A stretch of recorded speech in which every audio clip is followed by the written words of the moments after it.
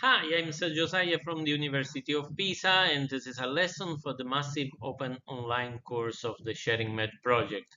We talk today of the relationship between sustainability and productivity in agriculture, and if you want a longer lesson with the reference to the pictures that we are showing, feel free to look in our YouTube channel.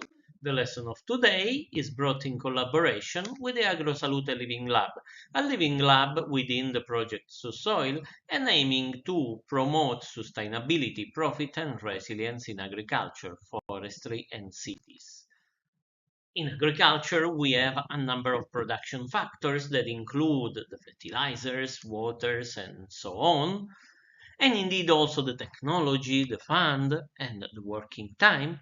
And one of the most important and frequently neglected production factor is soil, both in terms of area, the amount of soil, and the quality.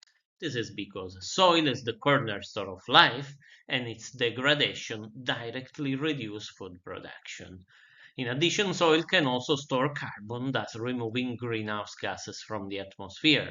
So, what does it take to better use the production factor and reduce the yield gap due to the scarce ability of some farmers to correctly use them? So, to do so, it's important acting on the most important production factor. One of these, as I mentioned, is soil, but unfortunately, some activities made in agriculture brought to an enormous soil loss, especially from the topsoil, and the soil lost was the best and more fertile soil supporting the plant production. So we can act on various aspects of the agriculture, and two of the most important are the tillage operation and the soil cover.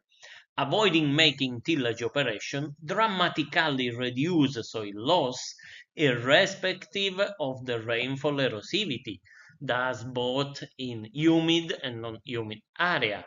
And at the one time, increasing the soil cover provide an additional protection of the soil.